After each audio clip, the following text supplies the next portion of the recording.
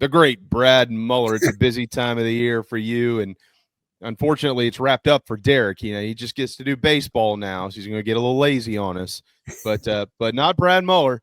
It all starts tomorrow at 4:00, right across the street at the CLA, and the Gamecocks once again a #1 seed. Glad to see you, man. Thanks for joining us. Yeah, thanks for having me. Looking forward to it. It's a great time of year. Yeah, this is. We're going to obviously talk plenty of hoops with you. I do want to hit on some softball stuff. There's quite the player is going to be entering the ballpark tomorrow for the Red Raiders, and so we certainly want to discuss all of that. But it's that time again. I mean, you're just used to it now. #1 seed. You know, we'll see you and see you in the Final Four, or do we not get that far? I never get that far because I never take it for granted. I mean, it's been fortunate to have been to 6 Final Fours with this team and 3 national championships, but you never take it for granted. I remember back in 2016, a year after we made our first Final Four appearance, and folks thought we would get there again, and we got upset in the Sweet 16 by a Syracuse team that got hot and made it all the way to the national championship. So no, never take it for granted. Man, I'll tell you, yeah, and that's the right way to approach it. I was Brad, I was a little caught off guard, I think, on Monday after the selection show on Sunday night, because Dawn, was fairly outspoken about not being the #1 overall seed. How did you take that? Is it just her competitive nature? She wants to be #1 in everything, or is that something that maybe a little bit of a motivational tactic for her team? What do you think about all that? I think all of the above. Okay. I think with the schedule they played, they played more nationally ranked teams than anyone in the country. They beat more nationally ranked teams than anyone in the country. And I mean, she brought up some very valid points that, when anybody beats South Carolina, that bumps them up significantly. That's like, oh, well, they beat South Carolina, and justifiably, so that's fine. But yet they didn't seem to get, she felt like didn't get as much credit for their schedule. Now, by the same token, I can also understand, one of the committee members had said, well, UCLA is the overall #1 because they beat you. And okay, if that's what it is, I get it. But that being said, there's some motivation there too, because you want your players to have a little bit of an edge as well. You always like to be hunting instead of being the hunted, so to speak, even though you're still a 1 seed. And I think the way it worked out was fine because the way the bracket laid out for South Carolina is not that it's easy to get there, but in terms of matchups at this time of year, that's what you're looking for is matchups. And if South Carolina wins and if the teams that are supposed to win, then I like the matchups better than, let's say, maybe some of the other brackets because of where South Carolina's strengths are and what other teams' strengths are. I think we'd be playing teams that, we have a little bit of an advantage of, or we could handle defensively better than some other teams. So I'm good with the way it happened. Hey, we're getting to host the first 2 rounds. That's the most important thing. Yeah, so you like the draw, is what you're saying. Yeah. I as good as it can get.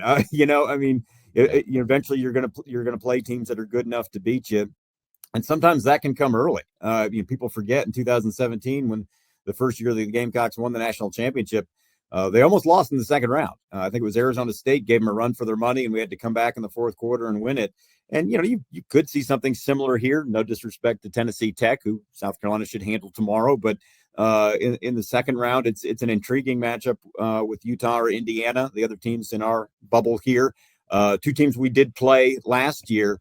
They're both very similar, shoot a lot of threes, get up and down the court. And last year, Gamecocks played Indiana in the Sweet 16, had a 22-point lead, something like that. And Indiana made it a 1-possession game late. They shot like 56% in the second half because they shoot and make a ton of threes. And then we got a late 3 from, I think, Raven Johnson to, I don't want to say put it away. Gamecocks only won by 4. So, again, you can't take anything for granted because, things can happen. But yeah, overall, I think the draw is pretty good. It's going to be exciting to see who comes out of it. Yeah, there's a lot of familiarity with this with this group. Obviously, you get the SEC teams in there like Alabama and Vandy, but Carolina already beat Duke this year. You mentioned seeing Indiana last year. They've played Maryland and North Carolina recently in years past. So they know what's going on. I think. What year was it, Brad? You'll have to remind me. It's been maybe a couple or a few years ago where they got sent all the way to the West Coast. Oh yeah, that was early. When back before we could host, because the whole flag issue years ago. I know in 2000. Let's see. There was a few years we went out to Washington. Yep. And then when the 2017 year, the first year they won it, they went out to Stockton, California for the regional. That's right.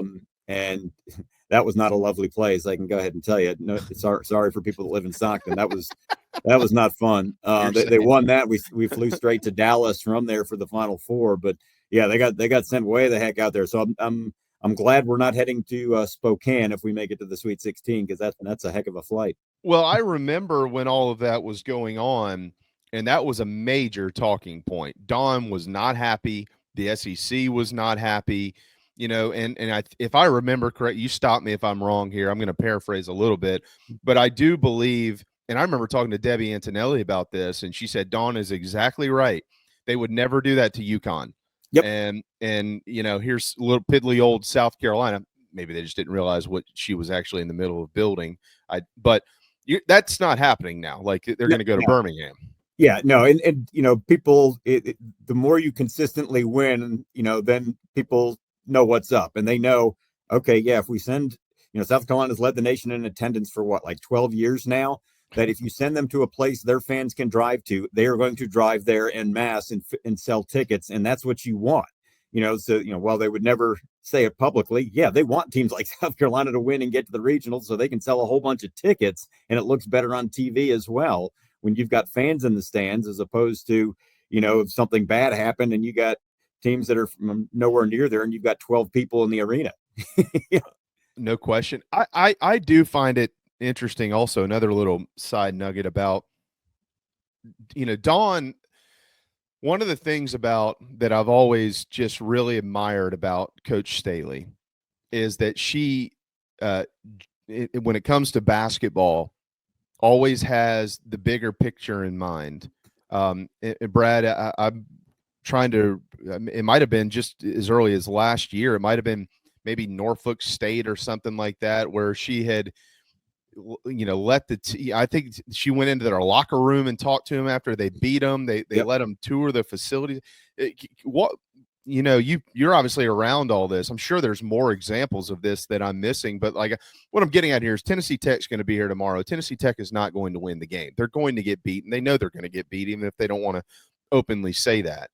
But she makes sure that these young ladies, some of them probably playing their final basketball game of their lives, get to experience something that they've never experienced that they can take with them forever. I just think that's incredibly admirable. No, that you're exactly right. And as much as, she's all about South Carolina, number one, she's equally always been about growing the game. I know it sounds cliche, but it's truthful with her because, she's spent her whole life playing basketball at every level, and she's seen it, when she played, when, seats were empty in a lot of places, and you go to Final Fours and it's not selling out like it is now, or maybe didn't have the TV deals like we have now for women's basketball, or, people clamoring. So yeah, she wants schools, especially the smaller schools, maybe that don't get the exposure, for those kids to have that experience, to have that NCAA tournament experience, that it's a big deal. This is the only time in your life you're going to get to do this. And, she wants it to be a big deal. She wants more attention for the game. She wants the game to grow, but she also wants all of the student athletes from all the teams to have that experience. And yeah, it's neat that she goes out of her way to make that happen, whether that's talking to, some of these other teams, because, for lack of a better word, she pays it forward, because the game's, obviously done a lot of great things for her, and she likes to give back as much as she can. And that's, one of the ways she do it. On a side note, one of the things I'm excited about with Tennessee Tech, the first ever women's basketball game I ever broadcast back in 1993, the woman who's the associate head coach for Tennessee Tech was a shooting guard on that team. And then later she became our assistant coach at the Division II school I was working at. And a couple of years later, we went to our first, I think it was her senior year. We went to the, first Division II tournament in the program's history. So it's just kind of neat that, 40 years later she's here, or 30 some odd years later she's here, and we're on opposite benches, so to speak. So it's just kind of neat when things kind of come full circle like that. 725. That's 32 years ago. Well, you're only like 37. So that must have been a rough broadcast with a couple little kids behind the mic. Well, it's funny because I was 23 years old back in '93, and I always tell people that the first women's basketball game I ever called on the radio in 1993 was the very first women's college basketball game I'd ever seen in my life. Wow! Because I followed men's basketball. I went to an all boys high school, so I didn't even go to a girls high school game growing up, and then I got this job broadcasting at a D2 school where they told me I was doing play-by-play for the women's team. I said okay, and here I am. Oh my gosh, that's pretty neat. So have y'all communicated at all to this moment? Yeah, we spoke. Okay. So I'm going to try to see her today if I can in between their practices, and it's neat. I still stay in touch with a lot of the people from that school I started out. I was down there for 13 years down in Georgia, but it's just neat when you see people like that. In my mind, she's still a kid, but she's probably 50 something years old now. And I'm like, no, that's that kid who was the shooting guard. And it's neat. It's a lot of fun. That is so cool. Well, that full circle. You're in it long enough. You get a lot of those moments. Yep. Like you've been around for a little while. Carolina, of course, has been around in this position for quite some time as well, with Coach Staley here. A couple more things, and then we'll kind of transition back into the actual basketball team and the players themselves. Gamecocks win the SEC tournament. Oklahoma and Texas in their first year in the league, in their first SEC tournament experience, had to run into this team, and it didn't go well for either. 93-75 over the Sooners, and Carolina. I know they got beaten Austin, but they reminded Texas, who's who around here, I guess. Of course, they can still see them again. What is big picture here? We were just talking about Dawn and the big picture and growing the game, et cetera, et cetera. When you look at this bracket, what is the best case scenario? And I know it includes South Carolina, but the other three. What is the best case scenario for the women's game in the Final Four? I think you want to see those names that will bring people to the television, maybe that normally wouldn't watch it. Similar to last year, everyone who maybe wasn't a women's basketball fan wanted to see what was all this Caitlin Clark stuff all about, because and she brought people to the game, and like her or whatever. I mean, she did that. People who weren't women's basketball fans wanted to see what it was all about. I think you're going to see similar things with if you're looking specifically at players. I think Juju Watkins at Southern Cal is someone you want to watch. Malaysia Fulwiley at South Carolina is someone you want to watch. Like, hey, I've heard things about this kid that makes layups exciting. I want to see this. Juju Watkins at Southern Cal is another one. Someone like Anissa Morrow at LSU, who is literally a walking double-double. UCLA has got some neat stories just because of their the size of their bench. Maybe if UConn starts making a run, I'm sure there'll be some speculation out there. Is this Gino's last ride, kind of thing. So I think for the growth of the game, sometimes you'd need those big names to make it. And whether you want to face those teams or not, it sometimes it's good for the game. Like last year, the ratings were through the roof not just because South Carolina was there, it's because Caitlin Clark was in the championship game again. Fortunately, South Carolina won, so it worked out well for everybody, from our standpoint. But you need some of those names that are going to draw people to the game that wouldn't normally be there. And, I think Juju Watkins is one of them. Vanderbilt's Blakes, who was the freshman of the year, I think she's another one. Hidalgo at Notre Dame as well is a name that's out there that you just want to watch and see what they're going to do next. Mm-hmm. I agree with that. I think it's USC, South Carolina, this program. Southern Cal, right? And then UCLA and UConn. I think you would have.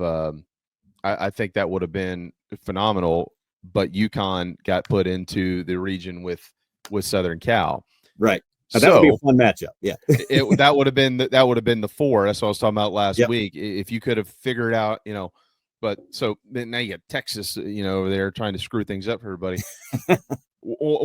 Quickly on this too, and I'll mention Debbie Antonelli again. She's number one, a dear friend, and I love her to death. But also she's got a great basketball mind, and she's been banging the drum on this for a long time. Even when I was at ESPN, she used to come on and talk about it like in 2016, 17, 18, 19.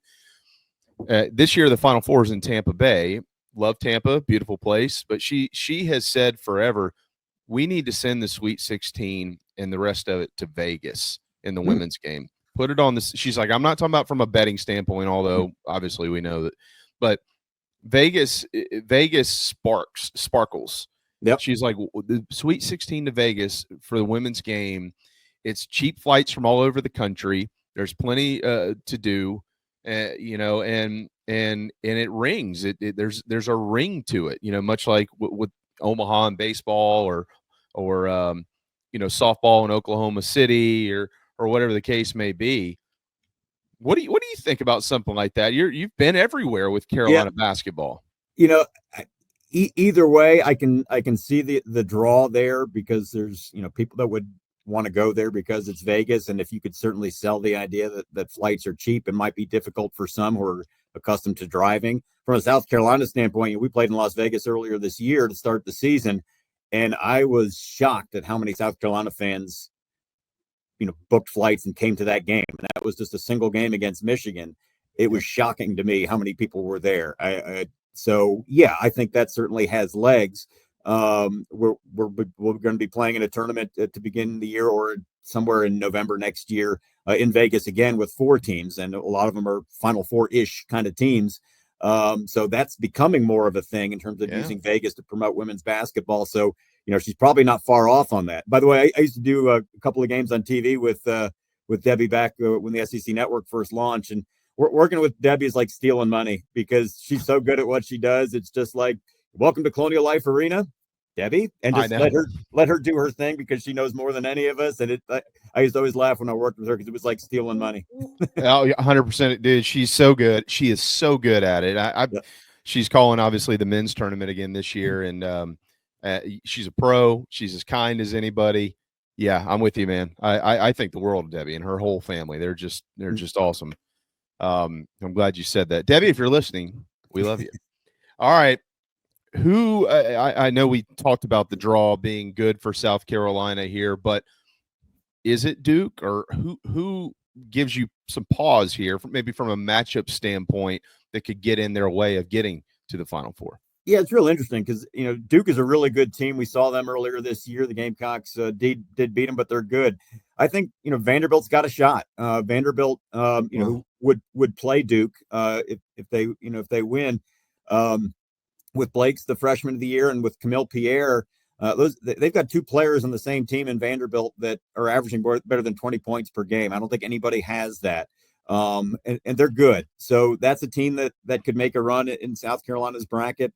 The other interesting matchup, which would be more immediate to South Carolina, is Alabama, Maryland. Maryland's always good, and she's always got players there. So that's an interesting matchup. And Alabama, South Carolina obviously played them and beat them handily in Tuscaloosa, but Alabama was without their best player. Sarah Ashley Barker did not play in that game. So she's healthy now. They're a really good team as well. To me, it's just Maryland is interesting just because it's a team we haven't played this year, but they're always tough. And you're not hearing much about them because of what are they, like a 4 seed as well. So, that could be an interesting matchup as well, which would be, in the regional there in Birmingham. So from South Carolina's, Birmingham 2 bracket, those are those teams all stand out. Again, a lot of guard oriented teams. It makes for a good matchup with what South Carolina does offensively and defensively, if they can play like they did in the SEC tournament. Then around the rest of the bracket, it's really going to be interesting. As you know, in women's basketball, it's not uncommon for all the number ones to make it to the Final Four. But I think we're past the days when that's what you expect. Even last year, I think there was a 2 and a 3 in there last year in the Final Four. So not going to shock me this year if a number 1 seed falls in the Sweet 16 somewhere. I will not be surprised at all if one of the number ones goes down. I won't be shocked if all number ones make it either, because they're all really good. But there's so many other good teams out there, between, Notre Dame, Kentucky, I think is a 4 seed that is really, really good. And if they're on, they would have to beat Southern Cal to get to the Final Four. But that's another team that's going to be a lot of fun to watch. Georgia Amore, if you haven't seen her, Kentucky is one of the most exciting players in the country. She's another one that I think could draw people to the television sets. I think her going against Juju Watkins, if they make it to play Southern Cal in the regional, would be must see TV. Two of the best guards, or two of the best players in the country there, would be a lot of fun. So I think that bracket that Southern Cal is in is probably the most difficult when you look at the 1, 2s, 3s, and 4s, with Southern Cal, Kentucky, UConn, and Oklahoma as the 1, 2, 3, 4s there. I think that's going to be the most interesting to see who survives that one. Yesterday, by the way, we did get some news from Diana Koval's desk that was, in case anybody happened to miss this, Chloe Kitts and Joyce Edwards, both named All-American honorable mention by the U.S. Basketball Writers Association and the AP, and then senior Tahina Paopao and sophomore Malaysia Fulwiley, who I got a feeling we might see some highlights from here in the next couple of days, picked up the recognition from the AP. Last year, when they opened the tournament, they really that first game they really didn't play that well at all, but they still were fine, of course. And then they turned on the Jets, and we all know what happened. What are you most interested in watching this team early against a team that we expect them to beat handedly in Tennessee Tech tomorrow, that could maybe give us a little bit of an idea or a hint of what's to come? Really, it's just, the simplest thing is I want to see them pick up where they left off in the SEC tournament, because the last 2 games specifically against Oklahoma and Texas was some of the best ball the Gamecocks have played all year, especially on the defensive side, where they had challenges with some All-American post players on both those teams, and they shut them down. And that's the matchup that you worry about when you go all the way back to the UCLA game from back in November, was the size and depth that UCLA had in the post, and South Carolina just didn't have an answer. So from a defensive standpoint, you want to see them playing like they did in the SEC tournament. And then by the same token, with South Carolina's posts, especially the starters, Chloe Kitts, who plays the 4, and Sanaya Fagan, who plays at center, you want to see them pick up where they left off as well, because they were both tremendous on both ends of the floor in the SEC tournament. Defense we talked about, but offensively, they both shot around 75% from the floor in the 3 games of the SEC tournament. And it wasn't just layups. Both of them were making a lot of mid-range shots. And when they do that, it opens everything up, because if both of them are making their 8 and 10 footers consistently, like they were, again, but it was ridiculous. Both of them shooting 75% through 3 games. If they're making those shots, then that opens everything else up for the guards. And then, last year, the difference between this year and last year, everybody threw a zone at South Carolina and said, we'll dare you to shoot from the outside and take our chances. And that's the way it was with Cardoso, with Aaliyah Boston, everybody, over the last 10 years. We're going to throw a zone and make you shoot from somewhere else. And the Gamecocks always did. Well, this year, you haven't seen a lot of zone, because there wasn't that threat in the post like there was in the past. And so it was tougher for the guards to get good looks at the basket. If Kitts and Fagan are hitting their shots and able to get good shots like they were in the SEC tournament, then all of a sudden you have to pay more attention to them. And then people like Paopao and Tessa Johnson and Fulwiley are getting better looks at the basket and basically shooting practice shots. And that's what you'd like to see. Yeah, I'm Tahina Paopao is she's the one I've circled going into this tournament. This is it for her, right? This is her last hurrah, and she had some pretty incredible moments in that uniform last year for South Carolina in the postseason. I know the last 3 games she hasn't been one of the more talked about players from a scoring standpoint. I think maybe 16 total points or something like that in the SEC tournament. But it just seems like this is her time. You know what I mean? This is her time of year, Brad.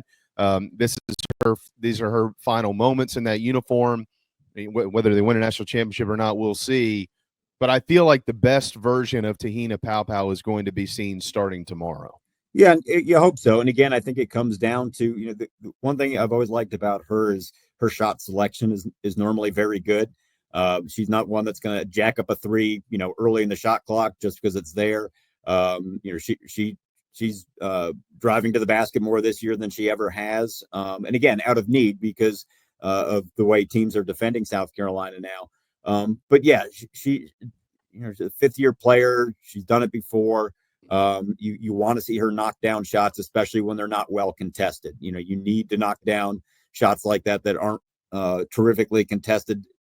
To do the reverse of what I talked about. If that helps open things inside, because okay, now we got to pay more attention to the perimeter. But she's a smart player. Again, she takes quality shots, doesn't just jack up threes. And if she's not open, she'll find someone who is, or she'll drive to the basket. And I think that's another thing that's made Malaysia Fulwiley even better down the stretch, as well as her shot selection. Maybe taking a page out of Pow Pow's book, where Fulwiley is at her best when she's going to the rim and not jacking up threes early in the shot clock. Because statistically, she hasn't been great shooting threes this year in terms of percentage. But when Fulwiley goes to the rim, there's not a lot of people that can keep up with her pace-wise. And if they do collapse down on her, you've seen it. She can go behind the back and give it to someone else who will get in a layup because they've left their man to have to cover her. So Pow Pow certainly can step it up, and then Fulwiley keep doing what you're doing and get to the rim. There's nobody that has star power like the Gamecocks do. Final one, I'm going to let you go. I know you got to get to the press conference. I think it's 11:25. I forget. They got them going all day with all the teams, but yes. I thought it was, but I could be a little off on that. But anyways, we got to get you there. So their last game was March 9th. What do you think about that? You're talking about 12 days since they played their last game. They're not exclusive in this category, obviously. Yep. But some teams who got knocked out of their conference tournament earlier, it's going to be longer for some of them. So, I understand, wanting to coincide the tournaments, Brad, lift one up and lift another up, get the women playing when the men are playing. I get all that. I get it. But also as an athlete and probably as a coach, I don't want to be sitting around. Yeah. I mean, they haven't sat around this long since the preseason. So you play the entire year and then you wait half a month to go play basketball again. Have you heard any conversation about that? No, I don't. It's not going to change anytime soon, but it's one of those things where, depending on the year, I'll tell you how I feel about it. Because there's some years where, all right, if we're a little bit banged up coming out of the tournament, let's get a few extra days off, then we'll get back to work. With this year, with how well South Carolina was playing in the SEC tournament, I was like, can we just start the NCAAs right now? Because they were playing at a very high level. At the SEC tournament, and that's how you want to be playing in March Madness. And you never know what can happen in 2 weeks. You can come out flat, and the good thing is everybody needs a little bit of rest this time of year. So I know they got a few days of that after the SEC tournament to recover from 3 games in 3 days. And then after that, with what they do with their highlighters, which is the practice squad, they're getting their reps in. So even though it's not real game, they're getting good competition in with the men's team that they practice against for the few weeks. So I'm not as worried about them being sharp. To me it's just more up here because you have that first round thing. You're supposed to win. It's like, okay, let's not come out flat. Let's put the game away, and and then we'll worry about the next game after that. But yeah, most years I worry about it a little bit. It's too much time off, but everybody's in the same boat. So hopefully, they can take care of business on day one and get back into a rhythm. Well, hopefully, luckily they've got the 16 seed. It's not like it's an 8-9 matchup or something like that. I mean, because if you're rusty tomorrow, you're still going to be okay. You just want to get it cleaned up. Yeah. I think it's only happened once in the women's tournament where the 16 team beat the 1. It was like in 1998. I think it was Harvard beat Stanford, which was shocking. I think it was the only time. I think that's right. I think that's the only time a women's 16 beat a number 1. I'm sure that made Tara Vanderveer happy. Yeah. Well, I know one thing. After watching the SEC tournament last week, the men's tournament, with the one game they played against Arkansas, Chloe made the trek up to Nashville. Look here, CMB. You don't have very far to go. You just got to walk across the street to watch your girlfriend play. So if he's not in the stands, we're gonna have a big problem here. So we somebody put a camera on this kid and make sure that he's in the arena tomorrow afternoon. I wonder who would win in a game of horse between those two. Have you ever asked her that question? No, but I think I will. The way she was shooting in the SEC tournament, yeah, because like I said, she shot 75% from the floor. She was killing it. Yeah. I don't know. That'd be a nice little Gamecocks plus piece to do or something like that. I smell an NIL opportunity somewhere. I don't know. I agree. That's we're on to something. I just want to cut if you don't mind, whoever sets that up. No, I'm totally kidding about that. Well, Brad, look, we can't wait. 3:30 airtime tomorrow. Correct. What time's the first game? 1:30. Okay, so even if it runs a little long, you'll still come on at 3:30 and give an update, right? Yep, I'll still be flapping my gums at 1:30. And for listeners in Columbia, I think tomorrow we're on 98.5 FM because eventually it'll overlap with baseball. So we'll just be on 98.5 FM in Columbia, or just go to the Gamecocks app wherever you are and you can listen there. I'm glad you said that. We remind people that all the time. You see these things on message boards. How do I do? I'm like, guys, just download the Gamecocks app. It is free. You can watch it and listen to it. That's how my mom listens. She just listens on her phone. We're good to go. Yeah, absolutely. Always great to see you. Have a blast. I hope we'll get you back here sooner than later. Maybe previewing a Sweet 16 run or something like that. And then we expect them to be there. Brad, you don't have enough. Where are you putting the rings now? On your feet? You don't have enough fingers left. Those things are so big and heavy. I got to get bigger biceps to wear those things, man. It's a good problem, though. It weighs you down, no doubt. Thanks, bud. Thank you. I enjoyed it. Yes, sir. Thank you. There you go, Brad Muller.